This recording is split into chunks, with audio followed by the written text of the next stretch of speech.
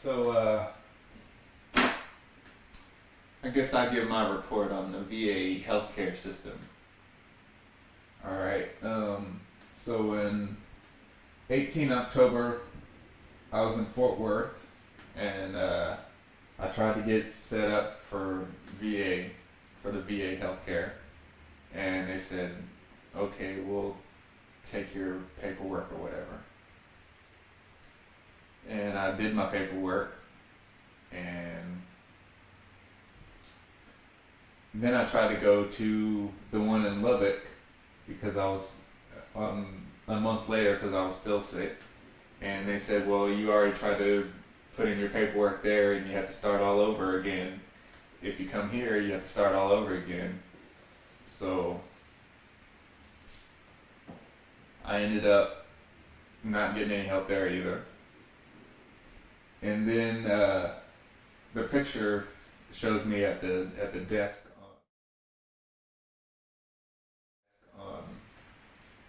It says 28 November is what the thing on the picture says. And I was visibly skinnier then and everything. And then what else happened? On the 19th, I went to see this lawyer, Larry Taylor, and he gave me this whole thing about how he was going to help me with my case and everything, and I never heard shit back from him. Then December 25th, I cooked these little Cornish game hens for Christmas, and I fuck around and fell on the floor, and Sherry came in there and she was like, what happened? And I was like, I didn't drop my water. It was the funniest thing to me.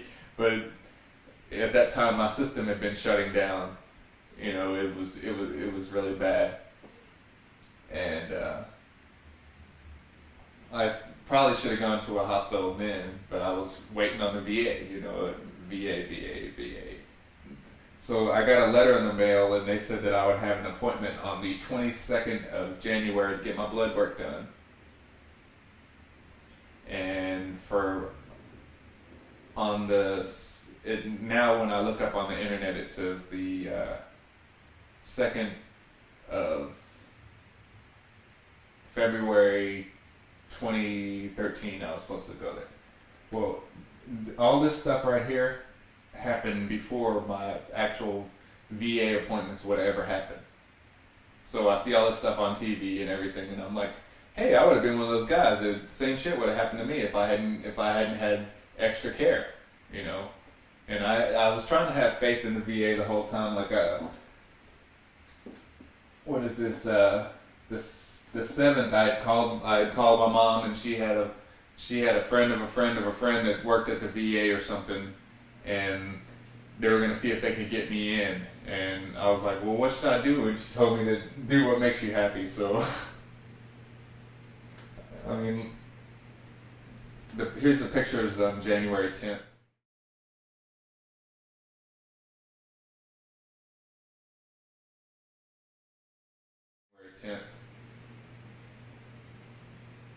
When we got to, because Sherry had all the way from Lubbock to Addison, because I was like, well, I'm gonna wait on a VA appointment. Well, had I waited any longer, I'd have been fucking dead. And the good kind of people at UMC, University Medical Center in Lubbock, or Texas Tech Lubbock Medical Center, you know, they took care of me. But there's a picture of me in the thing, and there's this guy Heath there. He totally screwed up with confidentiality because I was in a coma. I didn't know what the fuck was going on. But Sherry heard him say, glove up for HIV. And I feel like that's a violation of my confidentiality or anything, because I didn't even know at that point in time that I had HIV, which is, you know, I'm in a coma. Look at the pictures. And I was on fentanyl and propofol. Jesus juice, as Michael Jackson called it. Milk of amnesia. I was on the milk of amnesia. So I don't remember any of this shit. And then, so January 14th, they finally got the fucking tube out of me.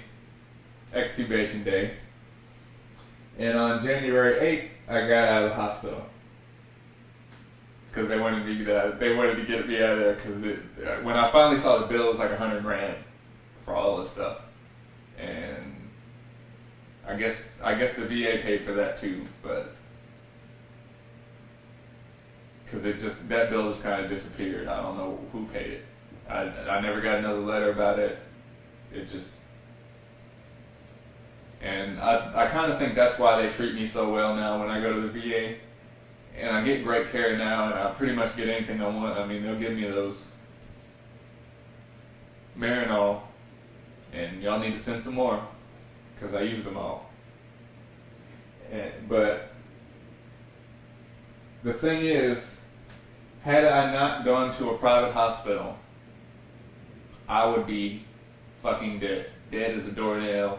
Dead. There's no way around it. I mean, you see the condition from the photos, how I looked. That's how I would have been. And I didn't abandon my children. I was almost dead. So I'm tired of people. I wanted to set the record straight of what really, really happened. And yes, I was on my deathbed, Anna. You say it on your deathbed and put it in fucking quotation marks. You don't know the hell I've been through. And all the way that I've been through this, I've had my crazy baby mama, and I got a stack of fucking papers or somewhere around here of every text message she sent me telling me that she wished I was dead. And they're not gonna let me die. You know why? Because if I died, the people out there will be like, well, fuck. If they'll let Eric die, what would they do to me? And that's why I feel like they give me everything I want when I go to the VA. And when you go to the VA, don't drink the water or eat the food. I got that on, you know, somebody told me, said, one of the staff there told me that. And if the staff tells you don't eat the food at the VA and drink the water, don't do it. And I wouldn't even fuck with the stuff in the Coke machine. Because who knows, you know? So, all this right here, this whole time from October to January, I was trying to get into the VA's healthcare system. And had I not, 4 days later, my first appointment would have been. And 4 days I was out of the hospital, and I was barely walking. You know, I had to learn how to walk again. I still can't write. You can see that I still can't really write. But had I not gone to a private hospital, I would not be alive today. So, I really feel like Shinseki should fucking quit. Because I can't find the other paper, but I could have sworn my first appointment wasn't until late February, not the one that I look up on the computer now and see. And if I had the paper, I'd be able to tell for sure. But you know, and it might have been the milk of amnesia that I took but I really think that original date that I was supposed to have wasn't until March, and they just changed it around a little bit. But I can't tell you for sure. But even though my first date I was out of the hospital by then, and I looked like those pictures that I put in there. And had I not gotten private health care, I wouldn't be here right now. And I don't know what's going on, but you should be treating veterans better than that. And I mean, once they get you in there, they got you in there, and it's okay. But if they don't get you in there on time, I believe it's more than 40, because I would have been one of those guys had she not come all the way back from Lubbock to get me, to take me there to a private hospital. I don't think I would have made it. And I think, you know, something better needs to be done for the veterans, and other people are going through that same stuff right now. And I mean, I couldn't even get a picture ID from them when I went in November. I finally got my ID card from them last week. you know?